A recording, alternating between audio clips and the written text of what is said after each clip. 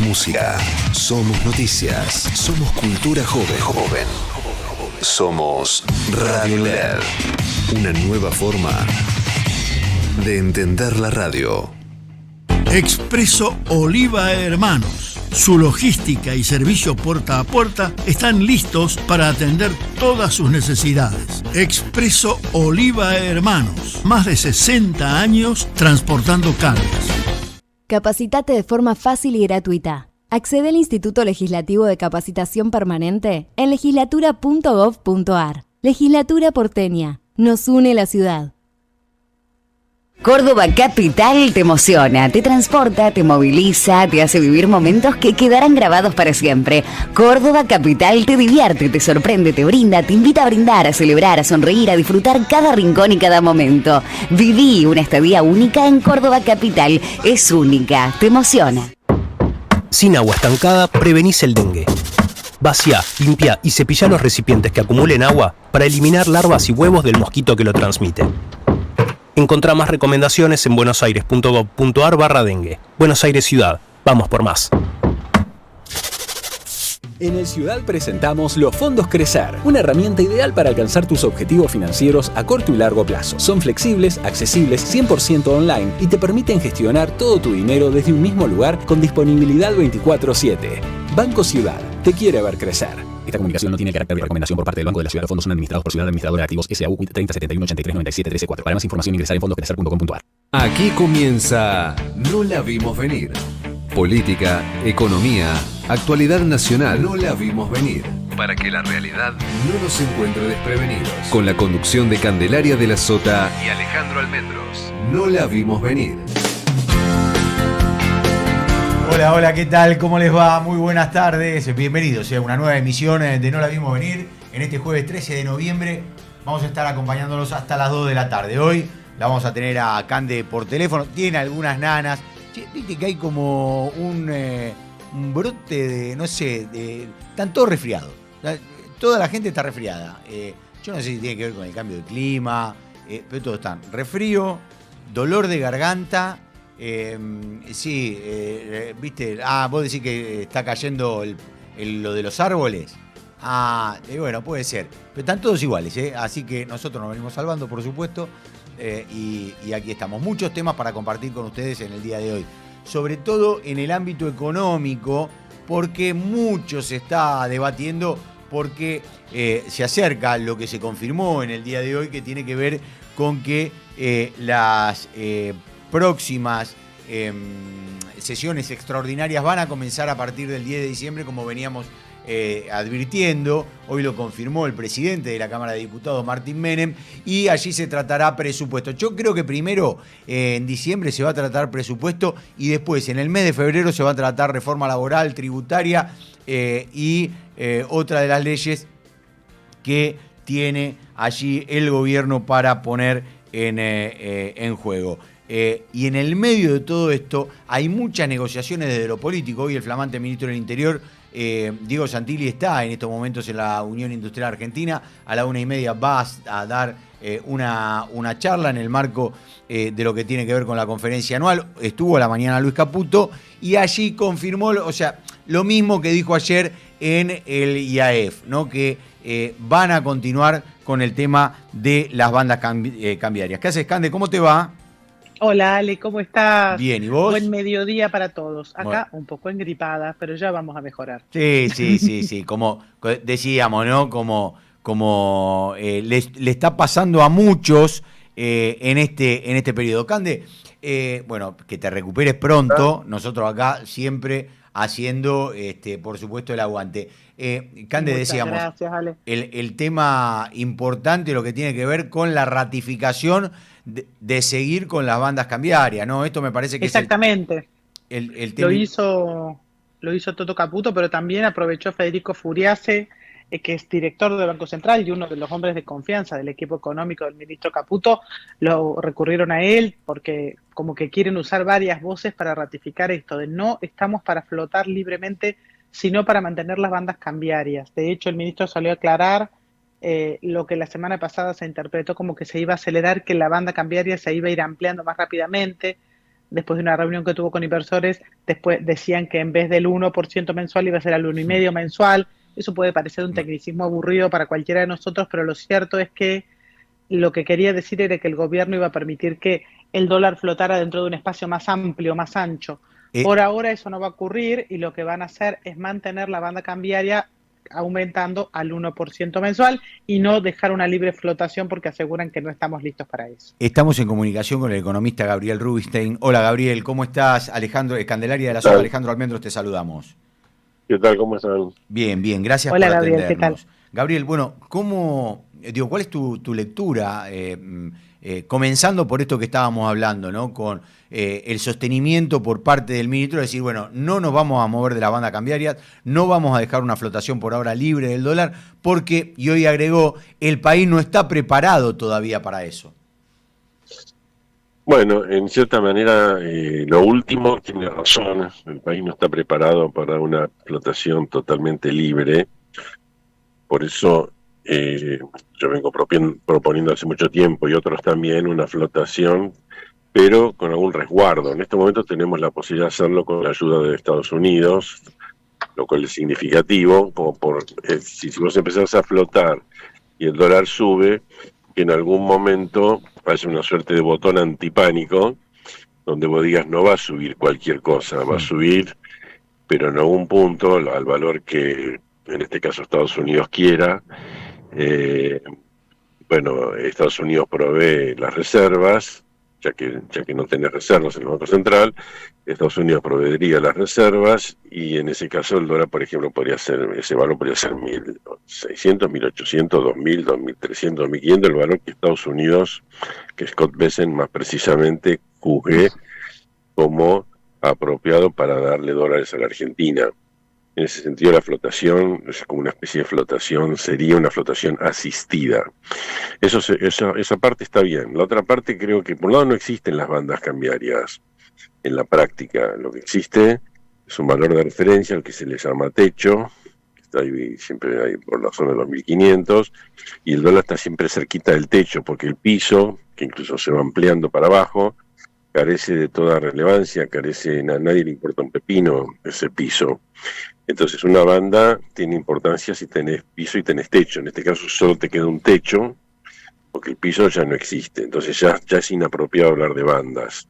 Pero por otra parte, ese techo, que se indexaría al 1%, o sea, como un crawling pega, volver al crawling del 1% anterior, con una leve fluctuación abajo de esa banda, para que se sostenga depende 100% hoy de que Estados Unidos quiera, porque vos no tenés reservas para defenderlo.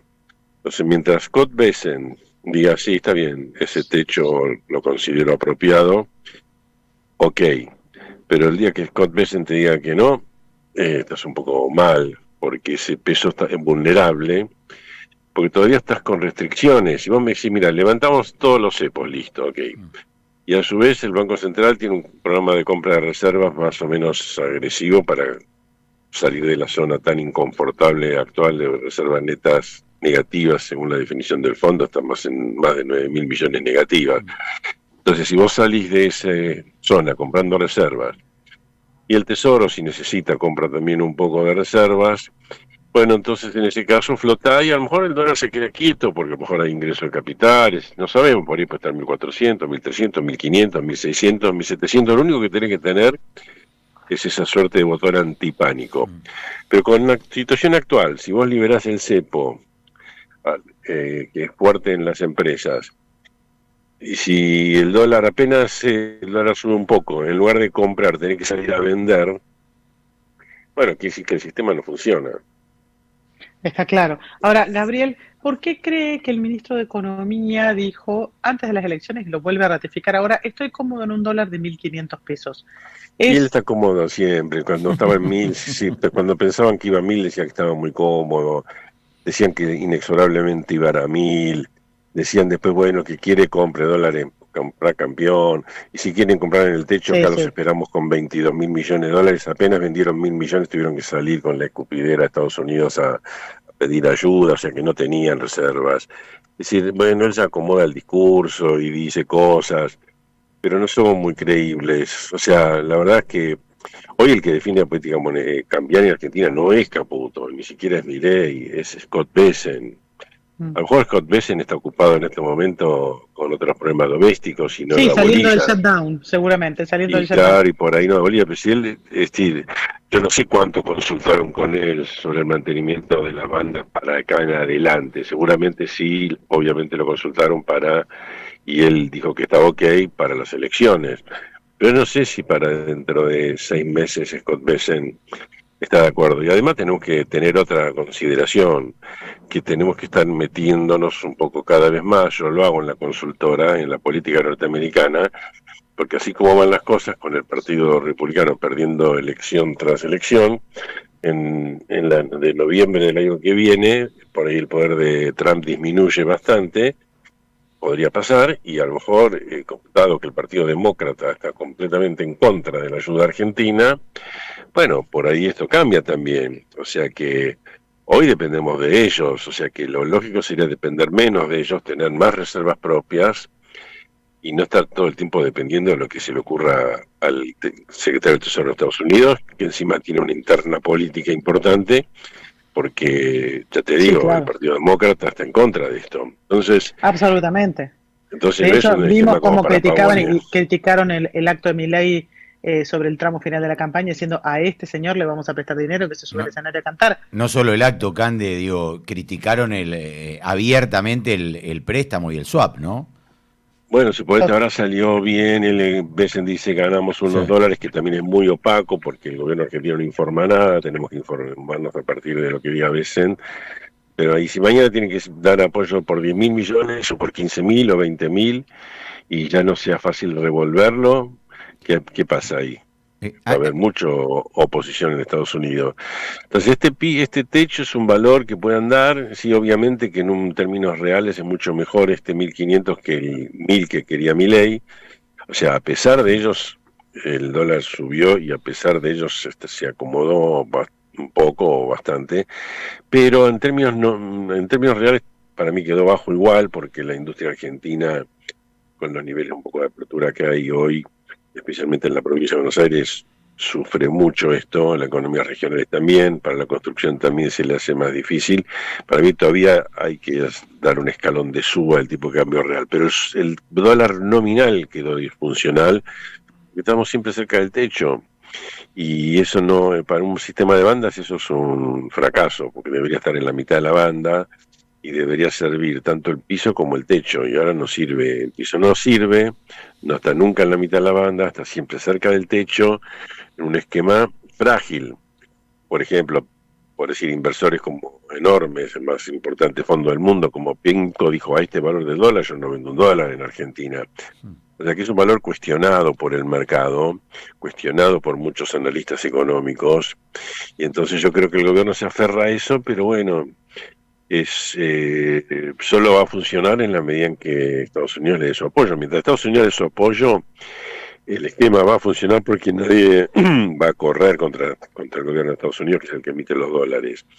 Pero si ese apoyo empieza a ponerse en duda, y bueno, ahí vamos a tener serios problemas, ¿no? En el medio de todo esto está el Fondo Monetario Internacional, al cual le prometimos comprar reservas, cosa que no parece que podamos hacer, por lo menos no cumplir estrictamente lo que se había pactado con el fondo.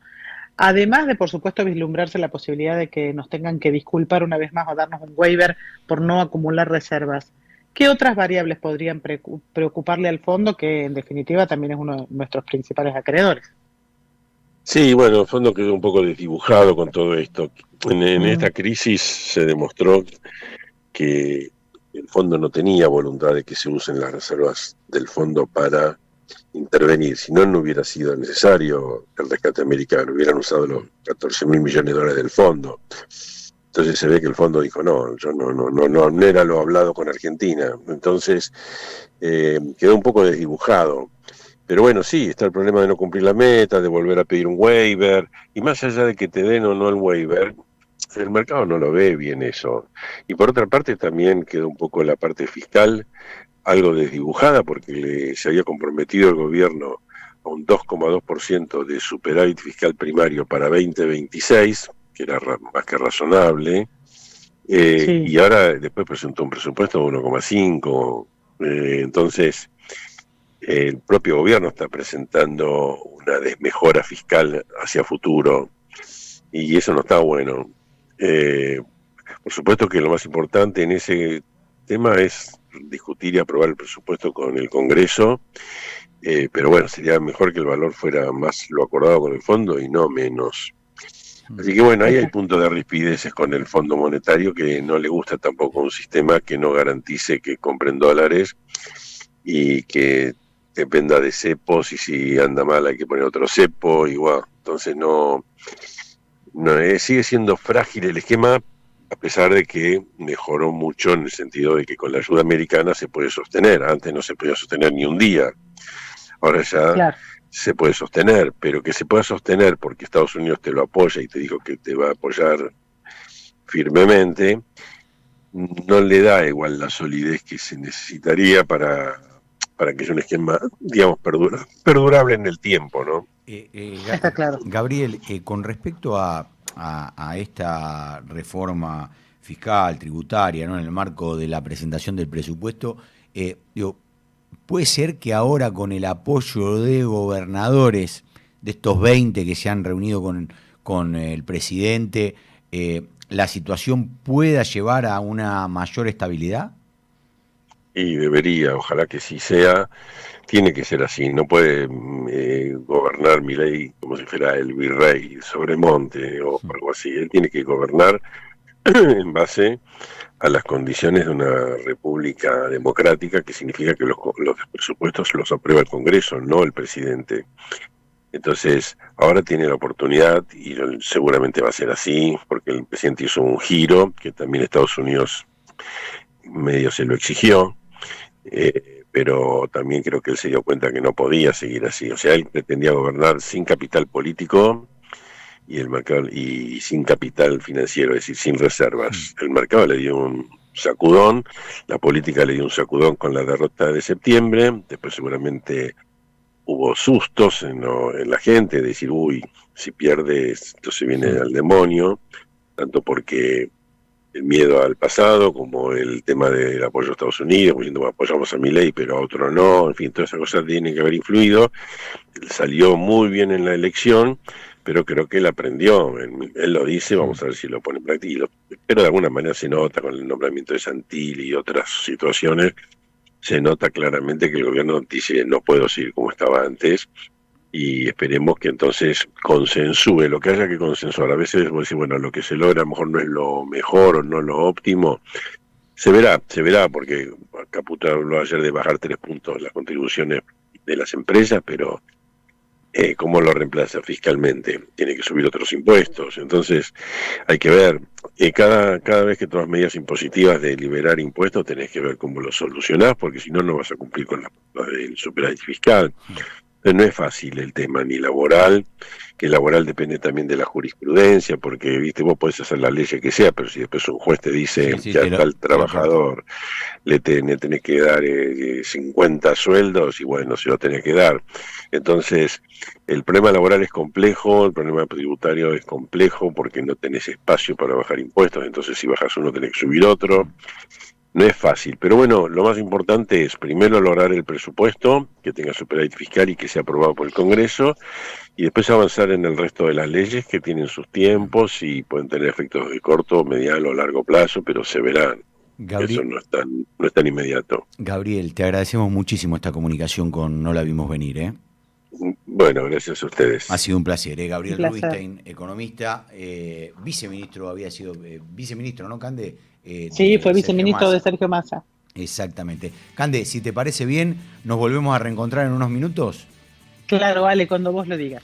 Bien, Candelaria de la Sota, allí como siempre con la persona, la periodista que más sabe de finanzas en el país, la tenemos acá con nosotros. Así que disfruten.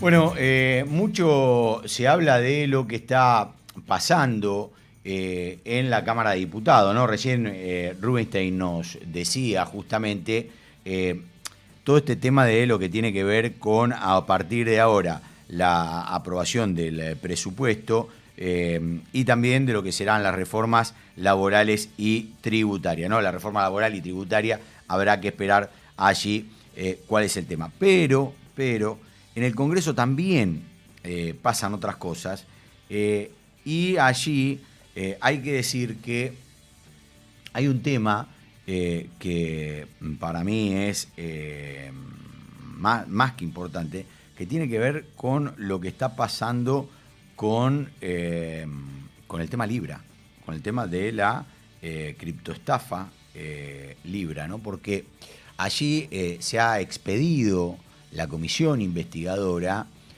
y se han encontrado o han quedado expuestos varios detalles de los que algunos veníamos hablando, ¿no? Y esto, la importancia de esto tiene que ver con si hay una implicancia tanto del presidente Milei como de la secretaria general de la presidencia, Karina Milei. Y en el marco de todo esto están los empresarios Nobel y Terrone Godoy, que ya cada vez quedan más salpicados, y por supuesto Hayden Davis, quedan cada vez más salpicados en lo que fue este caso denominado como criptoestafa Libra, ¿no? Este es uno de los temas que se está tratando en el Congreso. El otro de los temas, con esto vamos a volver en unos segundos, pero digo, el otro de los temas, y más que importante, también tiene que ver con cómo va a quedar la composición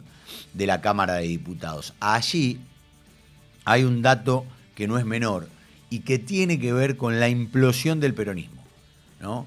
Con que los gobernadores no quieren ser más conducidos por Cristina Fernández de Kirchner, que sinceramente es una locura. Es una locura que hoy no estén representados los gobernadores. Y esto es lo que puede llegar a pasar en la Cámara, que tanto diputados de Misiones como diputados de Catamarca, diputados de Tucumán, y yo creo que Santiago del Estero no se va a ir, yo creo que Santiago no se va a ir, pero sí también los diputados de Salta, que hoy tampoco estaban, bueno, conformen un bloque que pueden llegar a ser alrededor de 25 legisladores, entre 15 y 20 legisladores pueden conformar, allí decíamos, un bloque en la Cámara de Diputados, ¿no? Y empezar a terciar también con alguno de lo que tiene que ver con las leyes, en donde, como decimos, estos gobernadores peronistas están más cercanos al gobierno nacional y serían proclives a levantar la mano en alguna de las leyes que se discutan. Esto tiene que ver con el tema del peronismo. Pero volvemos al tema de la causa denominada criptoestafa Libra, porque, como decíamos, la comisión se expidió en este tema. Nosotros estamos en comunicación con el diputado nacional Juan Marino, quien es secretario de la comisión. Hola Juan, ¿cómo estás? Alejandro Almendros te saluda. Gracias por atendernos. Alejandro, ¿cómo andás? Buenas tardes. Bien, Juan, gracias por atendernos. Bueno, decíamos, Juan, finalmente se expidió la comisión y allí quedaron, se conocieron detalles que a priori son para tener en cuenta. Contanos un poco de qué se trata esto que llevó adelante la comisión y cuáles fueron las conclusiones que llegaron. Bueno, lo primero, para que todos los que están escuchando sepan, el martes que viene, 18 de noviembre, a las 16 horas, presentamos el informe final de la Comisión Investigadora Libra. Sí. Lo vamos a transmitir por YouTube, va a ser presencial en el Salón Delia Parodi de la Cámara de Diputados, así que todos los medios interesados pueden venir y, bueno, para el público que quiera seguirlo, lo puede seguir. El informe va a ser muy contundente, porque del trabajo de la comisión se desprendieron informaciones, informes técnicos y material probatorio que no solamente reforzaron nuestras hipótesis preliminares, sino que las ampliaron. Recordemos que cuando nosotros iniciamos el trabajo de la comisión, nosotros partíamos de una presuposición de que estaríamos ante una estafa de magnitud internacional, ¿sí? Ahora, con el trabajo de la comisión, nosotros descubrimos además antecedentes previos inmediatos, en el caso del mes de diciembre del 2024 con la moneda digital de Keep Protocol, donde habría habido una maniobra financiera irregular similar a la de Libra, con las mismas personas, Javier Milei, Mauricio Novelli, Manuel Terrone Godoy, el ciudadano supuestamente denominado Julián Sí, P. que no se llama Julián P. Bueno, Sí. exacto, y que no sabemos cómo entró a Argentina porque no figura en el registro de ingreso de la aduana. Bueno, entonces habría un modus operandi, un patrón donde se repetirían los mismos nombres, lo cual podría derivar en una investigación judicial en otros tipos penales además de estafa. A eso hay que agregarle otra cosa, que también es importante. No solamente nos lo dijo Guillermo Francos cuando lo interpelamos, cuando dejó en claro que Milei no había pasado por ningún mecanismo de control previo del Estado a la hora de decidir promocionar Libra, lo cual también implicaría que violó la ley de ética pública, que incurrió en incumplimiento de los deberes de funcionario público, y eso también se demostró con la investigación de la comisión investigadora porque por omisión, el Poder Ejecutivo no nos envió ninguno de los informes que habría supuestamente desarrollado el Ministerio de Justicia para demostrar que el presidente actuó de acuerdo con la ley. De hecho, Cunio Libarana nos respondió literalmente que no tenía en su poder las actuaciones de la supuesta unidad de tareas de investigación sobre el caso Libre y que no nos las podía remitir. Que tampoco fue la titular, ¿no? de esta unidad.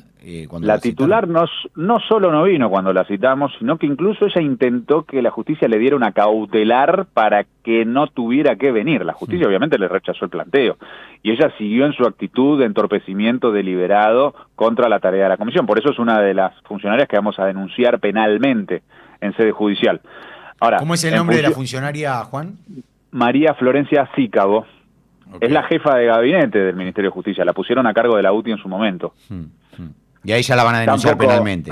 A ella, a Melik, que tampoco vino a dar su testimonio, el titular de la Oficina Anticorrupción, a Paul Stark, al titular de la UIF, también al titular de la CNB Silva, todos los funcionarios que de forma recurrente, sistemática, constante, bueno, Cunio Libarana mismo, rechazaron colaborar con el trabajo de la comisión, lo vamos a denunciar para que se vean investigados, a ver si incurrieron en incumplimiento de los deberes de funcionario público y eventualmente también posiblemente de encubrimiento si en paralelo avanza la causa judicial que determine las responsabilidades penales por el caso Libra, ¿no? Sí. Esas son algunas de las resoluciones que nosotros tomamos. Juan, ¿qué implica el hecho de que el 29 de enero se desprende que del registro de audiencias Karina Milei recibió a Mauricio Novelli y a su hermana, María Novelli, que es la misma que se ve sacando a mediados de febrero los bolsos de las cajas de seguridad en el banco? Digo, ¿qué implica esto?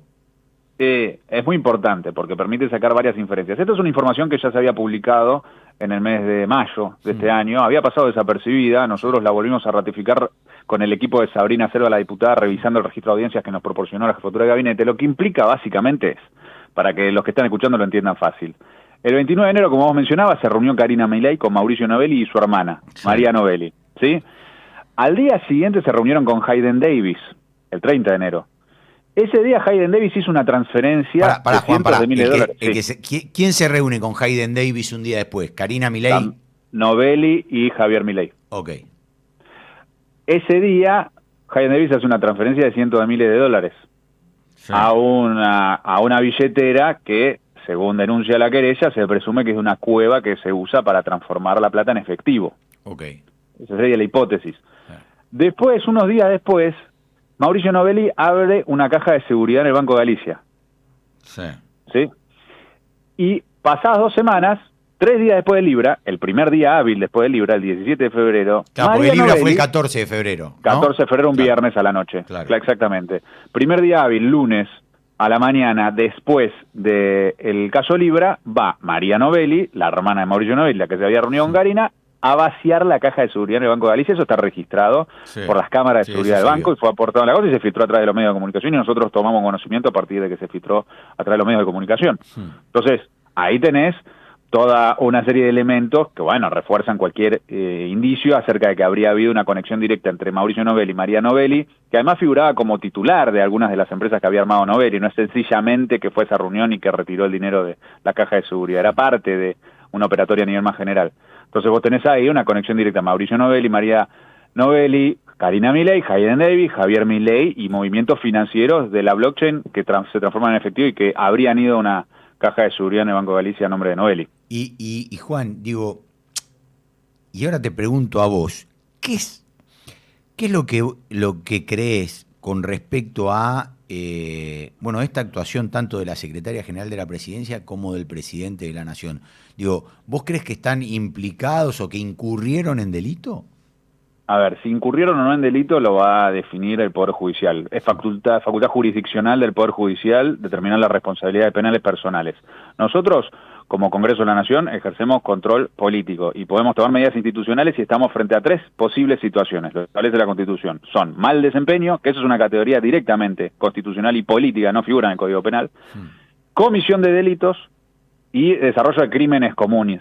Esas son las figuras que establece la Constitución.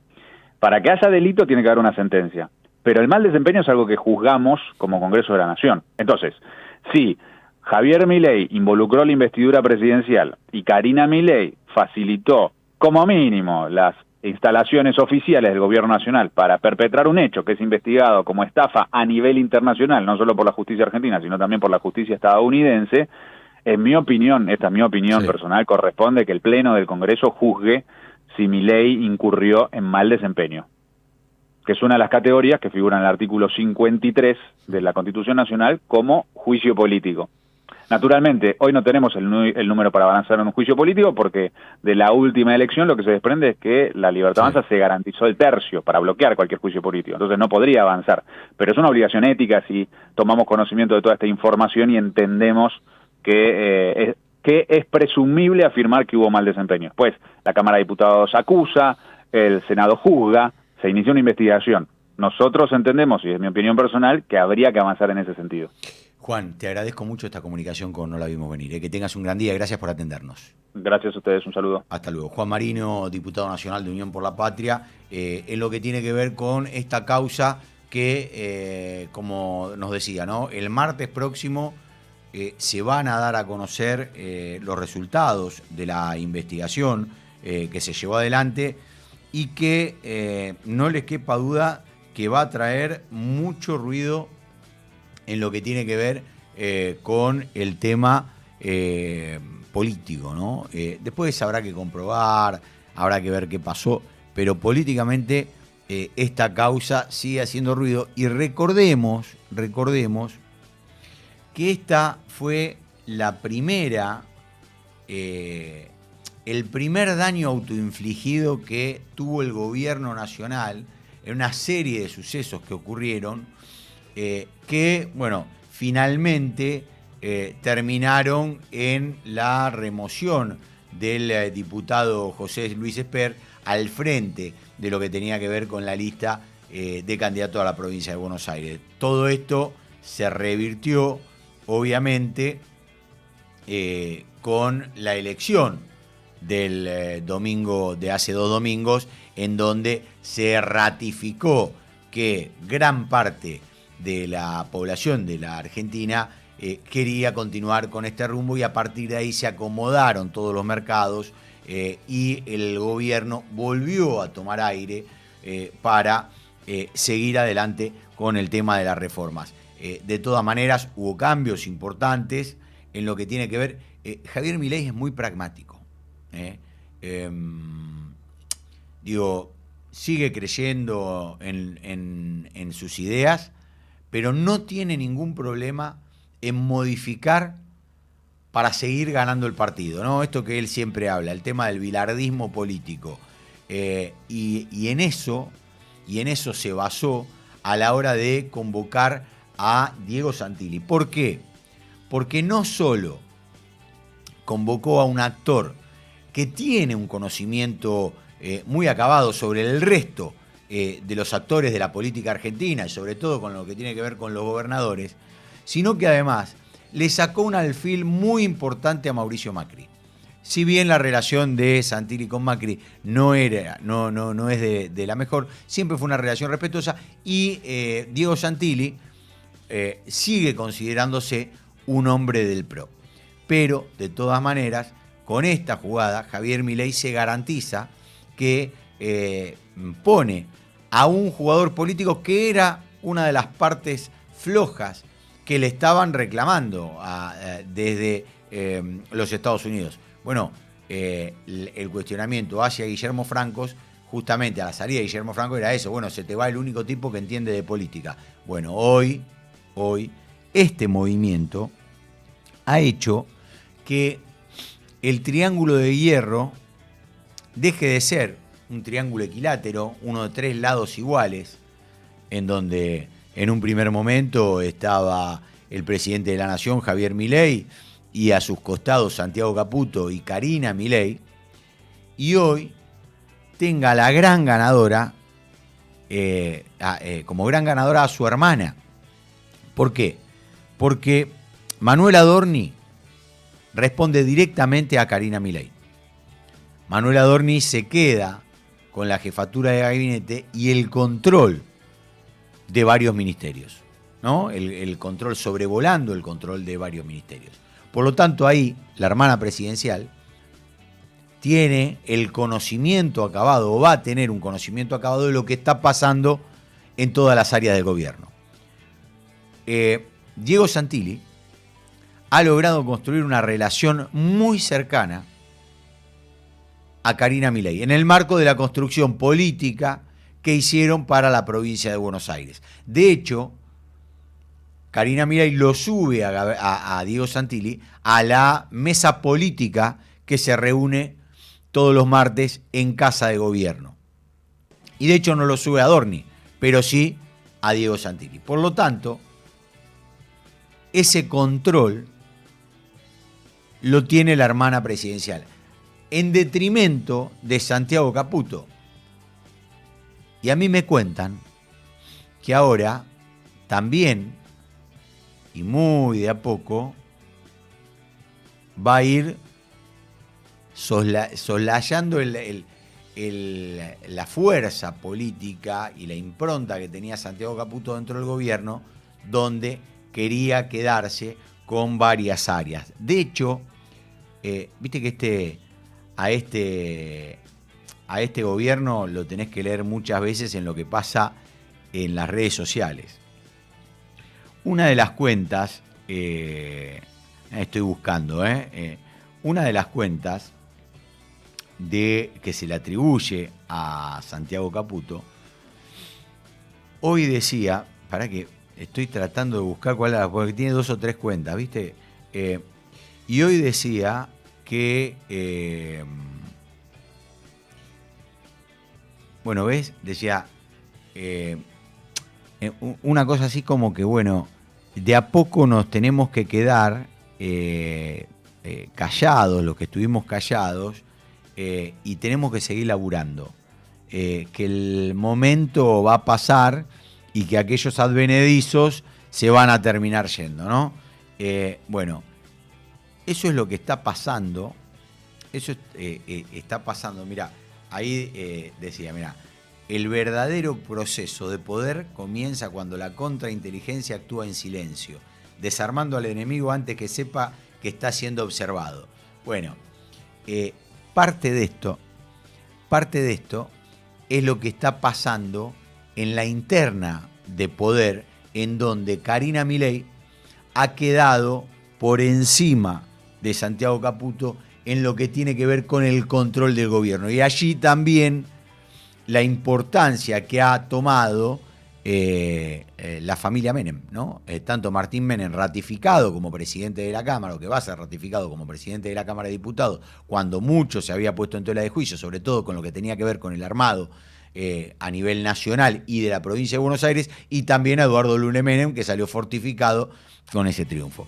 Pero decíamos al principio del programa, y volvemos a esto, uno de los temas fundamentales va a pasar por lo que tiene que ver con la reforma laboral. Allí, en el marco de esa reforma laboral, también hubo una modificación en lo que tiene que ver con la cúpula de la Confederación General de los Trabajadores, con la CGT. Nosotros estamos en comunicación ahora con Daniel Jofra, secretario general de la Federación de Trabajadores Aceiteros. Hola Daniel, ¿cómo estás? Buenas tardes. Alejandro Almendro te saluda. ¿Cómo estás? ¿Qué tal? Buenas tardes, gracias por llamar. No, gracias a vos por atendernos, Daniel. Bueno, ¿cómo digo, primero, te quiero preguntar, ¿cómo observás esta renovación en el marco de la cúpula de la CGT? ¿Y qué crees que significa esto, digo, con todos los cambios que se vienen para adelante? Mirá, siempre que hay una renovación hay una esperanza de cambio, ¿no? Lo que necesitan hoy los trabajadores y trabajadoras de este país. Parece que hay que tenerle confianza y, a ver, la prueba está a la vuelta de la esquina con la reforma laboral. Ahí vamos a ver si esta conducción de un triunvirato nuevo, de compañeros que no estuvieron nunca en ese lugar de poder, pueden llevar adelante una contraofensiva de este gobierno que claramente vino a destruir a la clase trabajadora y los derechos. Entonces, si nosotros vemos de que estos compañeros realmente representan como corresponde a la clase trabajadora que está necesitada, que está en su gran mayoría de los trabajadores registrados es bajo la línea de la pobreza, en los jubilados le pegan por reclamar aumentos salariales, a los del Garrahan lo dejan tirado, a los discapacitados lo mismo, bueno, seguramente va a encontrar apoyo de muchas organizaciones que son muy fuertes en nuestro país, que quieren un cambio realmente importante para nuestra clase. Daniel, ¿vos crees que la cúpula anterior no estuvo a la altura de las circunstancias con respecto a lo que demandaba la situación? No es que no creo, estoy seguro de que eso pasó. Es decir, las declaraciones de la cúpula de la anterior decía que no había motivo para ir a una huelga o un plan de lucha, una huelga por tiempo indeterminado. Acá no estamos hablando de un día, porque evidentemente un día de huelga este gobierno, al contrario, redobla la apuesta. No hizo absolutamente nada, o lo que hizo fue totalmente insuficiente, porque el día que se trató en diputados la ley base, no estuvieron, no hicieron huelga, no hicieron manifestaciones. Bueno, sí, me parece que está claro de que ellos no encontraban ningún motivo para ir a una huelga. Ojalá que este triunvirato sí lo encuentre y realmente salga a representar a la clase trabajadora y a las necesidades que tienen hoy los trabajadores y trabajadoras de nuestro país, que hace rato vienen teniendo esas necesidades. ¿Y vos necesitamos dirigentes que realmente enfrenten a este gobierno con un programa, con ideas y con una opción de cambio, obviamente, para que no nos sigan sacando derechos como plantean ellos, que es un cambio para moderno, cuando plantean condiciones de trabajo de hace 100 años. Daniel, ¿vos crees que hoy están dadas las condiciones para ir a una huelga general? Digo, ¿vos crees que eso es lo que quiere la gente hoy? Y si no, ¿cuál sería otra? ¿Cuál es la otra forma? Yo no encuentro otra forma. Es decir, la gente tiene necesidades. Más del 90% de los trabajadores están por debajo de la línea de la pobreza. A los jubilados le pegan por ir a pedir que se mueren de hambre y no tienen medicamento. A los del Garrahan lo hacen sufrir necesidades a los médicos que atienden a nuestros hijos que están enfermos. A los universitarios no le dan la plata que necesitan para poder funcionar. A los discapacitados tampoco. Bueno, ¿cuál sería la otra medida? A ver, yo no la sé, la verdad que no lo sé. Por ahí dice, no, mirá, la medida sería esta, y estamos todos convencidos. La gente, a ver, el que no es dirigente no se da cuenta de cuál es la peligrosidad de que este gobierno siga avanzando con respecto a la modernización de las leyes laborales, precarizando a los trabajadores. Pero los dirigentes sí lo saben. Entonces, si los dirigentes no se ponen al frente de las necesidades que tienen los trabajadores y trabajadoras de este país, y seguramente los trabajadores van a dudar si quieren o no el paro. Cuando nosotros arrancamos en el 2015 con una huelga de 25 días, cuando apenas arrancamos, y sí, seguramente hay incertidumbre, pero después ganamos. Le torcimos el brazo a las grandes empresas multinacionales del agro. Bueno, eso es lo que hay que hacer con este gobierno que está minado de empresarios. Eso es lo que digo yo, lo que pienso yo y lo que experimentamos los aceiteros y los desmotadores a la hora de luchar por una vida digna. Y después hicimos 22 días de huelga con Alberto Fernández. Y después hicimos una huelga de 7 días el año pasado. Y este año arreglamos un 25% cuando todos están cerrando 5% por 4 meses. Bueno, veamos cuál es la mejor solución. Eso es lo que yo quiero saber. Si el paro, si la huelga, que es constitucional, quedó fuera de moda, como dicen, que es cosa del pasado, ¿cuál es la hora, la del presente, cuando tenemos más del 90% de la gente por debajo de la línea de la pobreza? ¿Cuál sería? ¿Qué es lo que hicieron hasta ahora que no hicieron algo distinto para mejorarle la vida a los trabajadores?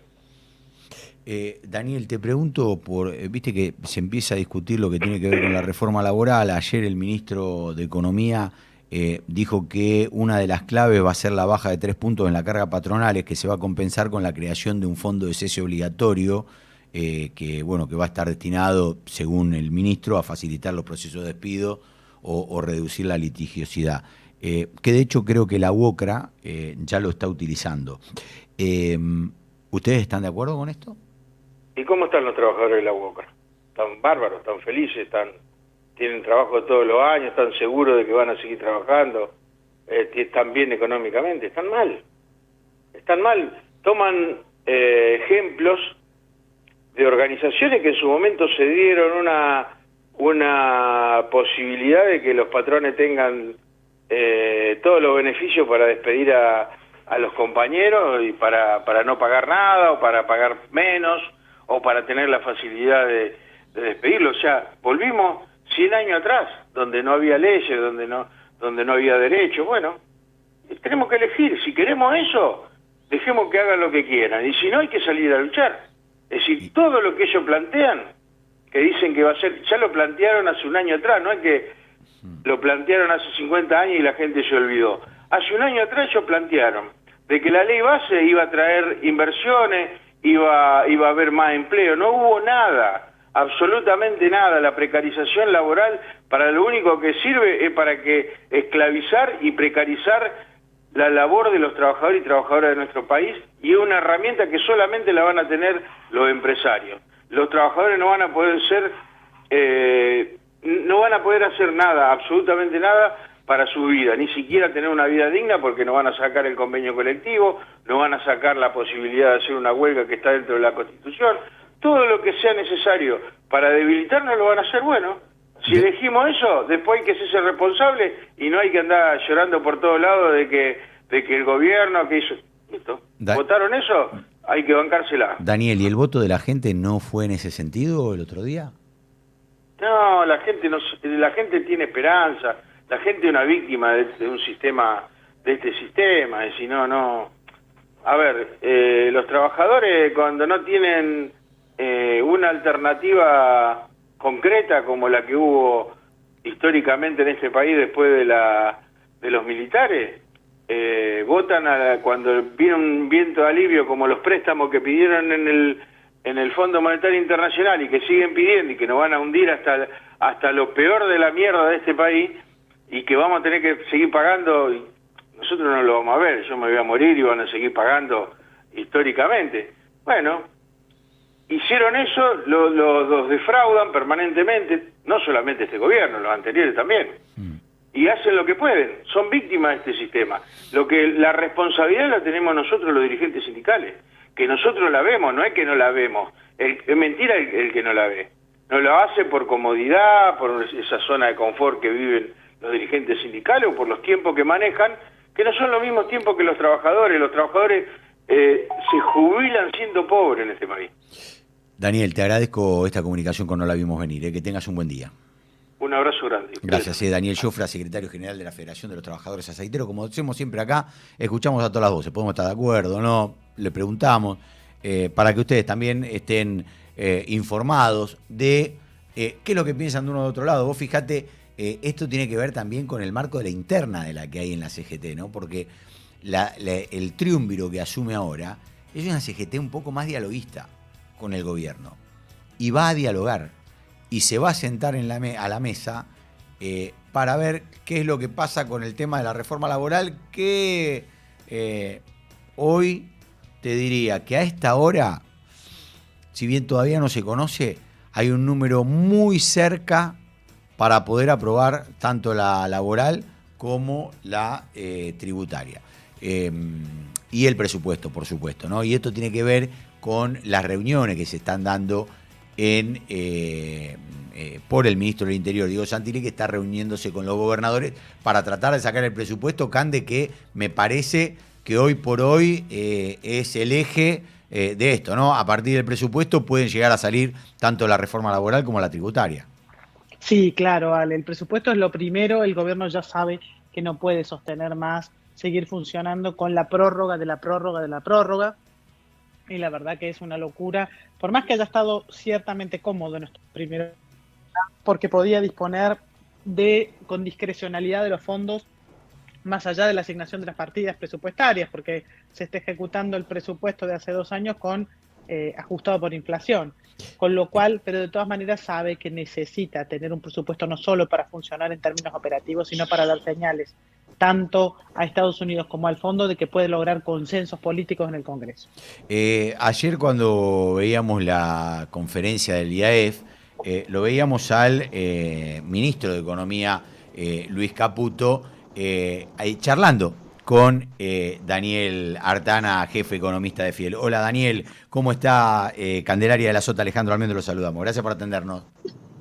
¿Qué tal? ¿Cómo les va? Bien, la conferencia de Fiel, pásennos publicidad. No, escuchá, te pasamos publicidad, Daniel. Dijimos, era la conferencia. Porque dijiste IAEF, pero fue un... es otra. Dije IAEF, perdón.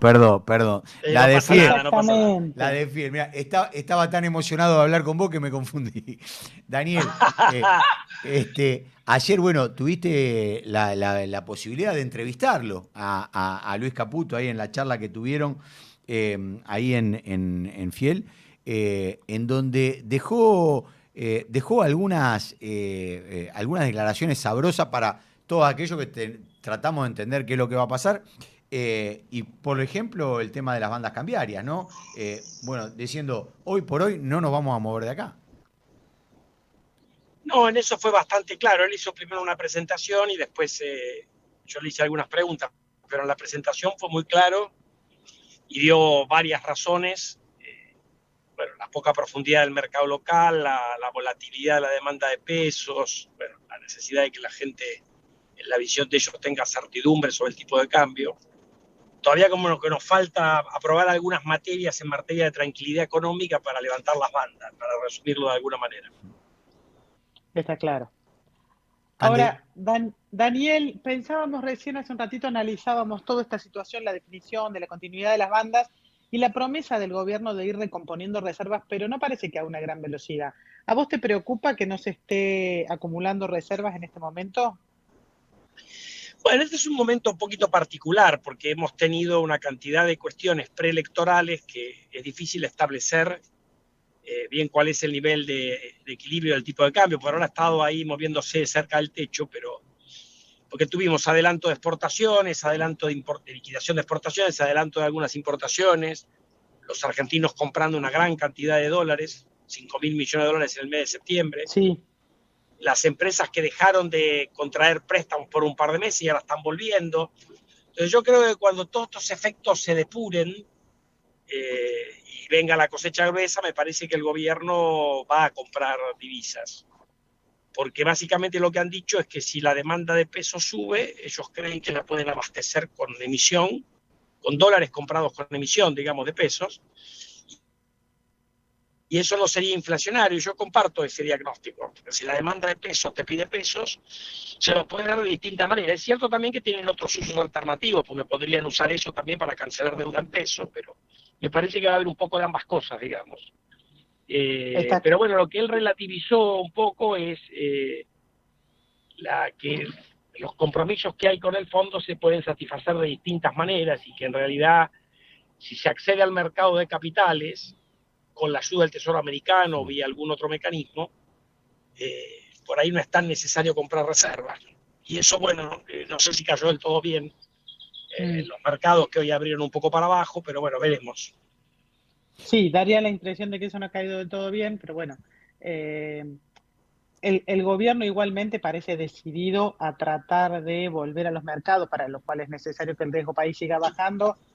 La posibilidad de salir de nuevo el año que viene a los mercados a tomar deuda, ¿vos lo ves como algo Bueno, posible? primero a una tasa razonable hay que agregar, porque si están dispuestos a pagar cualquier tasa, algo van Mm. a colocar, pero me parece que en eso son prudentes y quieren colocar a un dígito. Hoy, de hecho, tenés algún bono de la deuda de los cortos emitido bajo legislación en Nueva York que está rindiendo 9% anual en dólares, con lo cual habría alguna posibilidad ya. Yo creo que están tratando de armar una ingeniería financiera para tratar de que esa colocación sea lo más conveniente posible, digamos.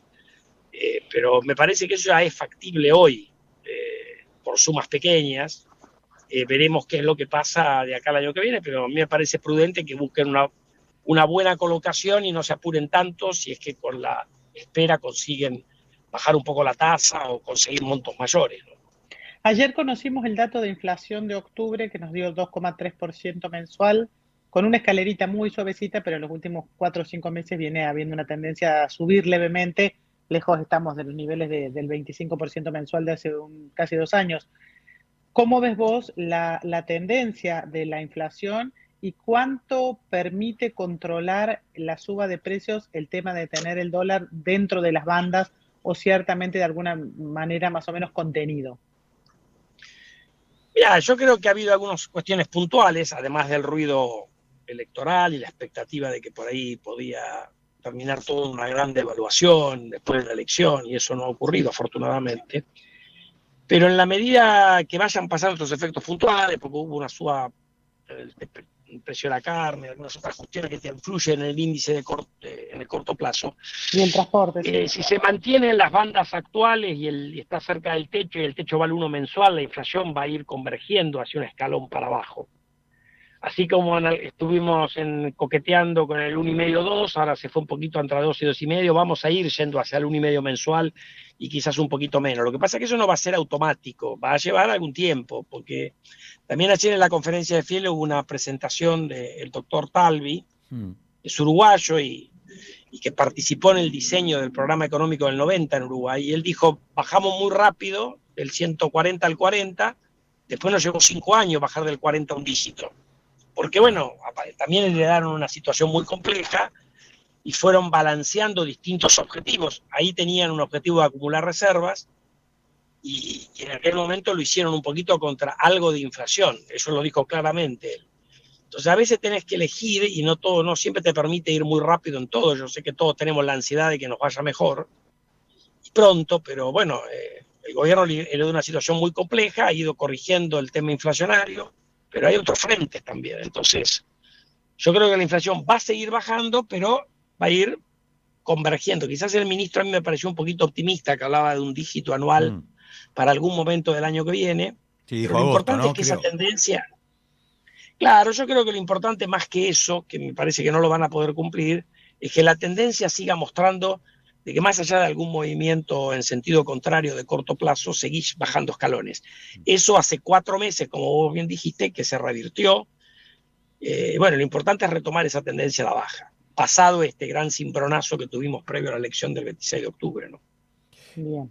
Hoy Juli Kozak dijo justamente que la idea sería que se acelere la acumulación de reservas, pero a mí me quedó algo ayer durante la conferencia que estuve escuchando, Daniel. ¿Puede ser que Caputo dijo que en realidad el acuerdo para acumulación de reserva tenía que ver con tener justamente la cantidad para poder garantizar lo que tenía que ver con no con el tema de capital, sino con el interés? No, él dijo algo de eso, no sé si habló de capital e interés, pero tampoco negó que, porque a ver, hemos tenido, hace poco se conoció una presentación de Vladimir Berry, que es el vicepresidente del Banco Central, diciendo en esa presentación claramente que pensaban usar la remonetización en parte para comprar reservas, ¿no? Así que yo creo que la pregunta, la duda la plantearía de esta manera. Argentina tiene compromisos bastante exigentes de acumulación de reservas Y me parece que lo que Caputo quiso decir es, primero, no todo es comprando, a veces podemos conseguirlo con deuda, que eso está en el acuerdo, eso lo dice.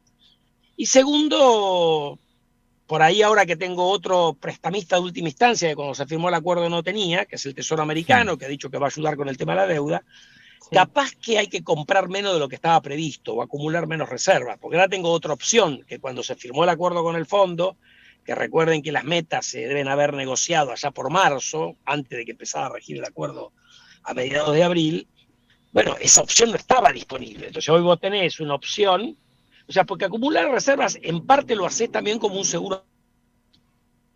Pero si tengo un sustituto accesible, que son no los 20.000 del swap, que además podés usarlo para eso, sino se habla de otros 20.000, si yo tengo todas esas opciones que antes no estaban disponibles, por ahí no necesito acumular tantas reservas como antes. Las conseguí de otra manera. No sé si soy claro.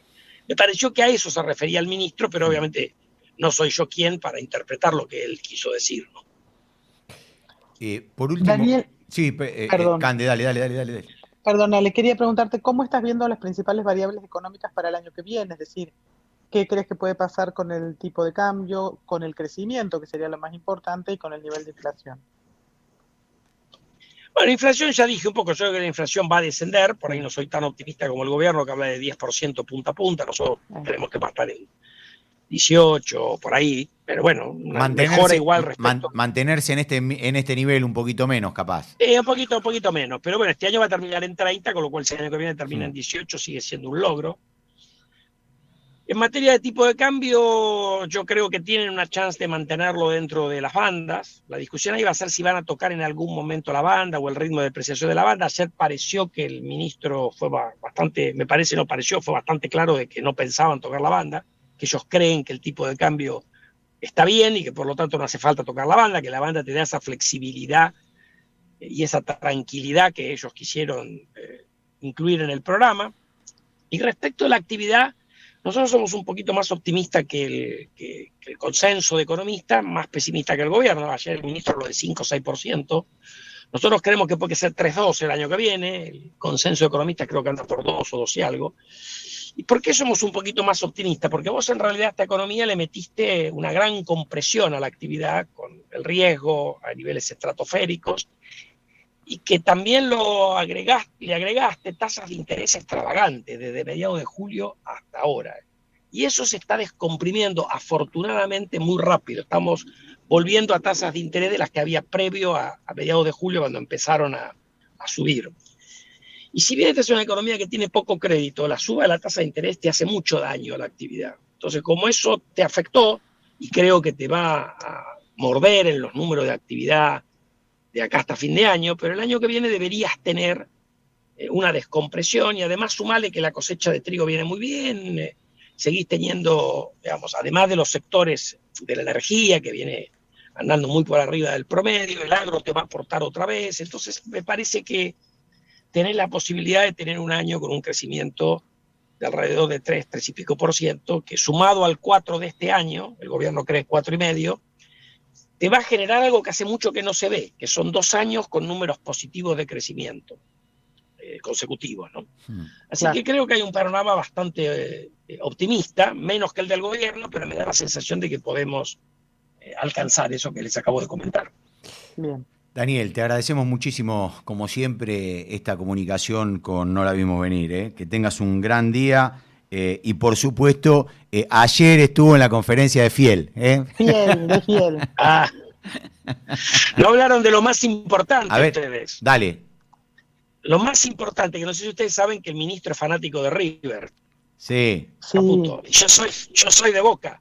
Y estuve a punto, pero lo respeté y no le dije nada, porque no es que nosotros hicimos la conferencia justo 3 días después del Superclásico y sabíamos que Boca iba a ganar el Superclásico, pero por lo bajo, no sé si vieron que yo le dije algo, le dije, mirá, te perdoné la vida porque no te dije nada de fútbol. No te escuché dijo, ahí. No, eso no se escuchó, pero se los digo a ustedes para que se enteren de que le perdoné la vida. No lo cargué al ministro, que lo podía haber cargado. Pero lo tenías que haber cargado ahí, a ver qué decía. Tenía esa corbata roja con camisa blanca que me dio la tentación, ¿viste? Pero bueno. Daniel, te agradecemos mucho.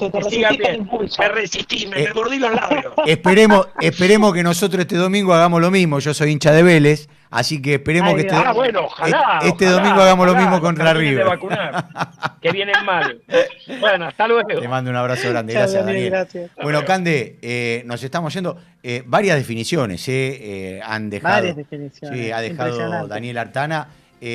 Yo me quedo con el tema de la inflación que estiman ellos para el año próximo y con el tema del crecimiento, ¿no, Cande? Totalmente, la verdad que sí. A ver, el gobierno, como dice él, es muy optimista y se piensa que, dice, el mismo presidente ha dicho que calculan que van a crecer entre un 5 y un 6-7%, lo cual tal vez es un poco exagerado, pero como dice Daniel Artana, puede haber un crecimiento el año que viene y eso sería más que importante.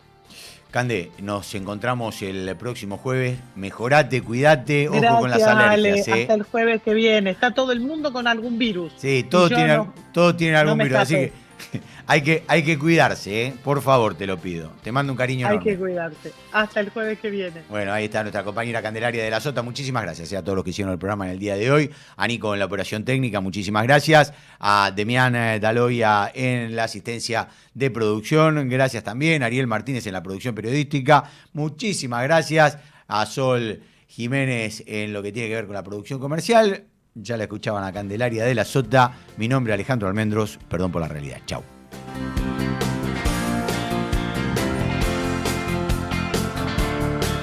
Expreso Oliva Hermanos. Su logística y servicio puerta a puerta están listos para atender todas sus necesidades. Expreso Oliva Hermanos. Más de 60 años transportando cargas. Capacitate de forma fácil y gratuita. Accede al Instituto Legislativo de Capacitación Permanente en legislatura.gov.ar. Legislatura porteña. Nos une la ciudad. Córdoba Capital te emociona, te transporta, te moviliza, te hace vivir momentos que quedarán grabados para siempre. Córdoba Capital te divierte, te sorprende, te brinda, te invita a brindar, a celebrar, a sonreír, a disfrutar cada rincón y cada momento. Viví una estadía única en Córdoba Capital. Es única, te emociona. Sin agua estancada, prevenís el dengue. Vacía, limpia y cepilla los recipientes que acumulen agua para eliminar larvas y huevos del mosquito que lo transmite. Encontrá más recomendaciones en buenosaires.gov.ar/dengue. Buenos Aires Ciudad. Vamos por más. En el Ciudad presentamos los fondos Crecer, una herramienta ideal para alcanzar tus objetivos financieros a corto y largo plazo. Son flexibles, accesibles, 100% online y te permiten gestionar todo tu dinero desde un mismo lugar con disponibilidad 24/7. Banco Ciudad, te quiere ver crecer. Esta comunicación no tiene carácter de recomendación por parte del Banco de la Ciudad. Los fondos son administrados por Ciudad Administradora de Activos S.A.U. 30 71 83 97 13 4. Para más información ingresar en fondoscrecer.com.ar. Esto fue No la vimos venir. Por LED.fm. Somos radio en vivo. Somos podcast. Somos música. Somos noticias. Somos cultura.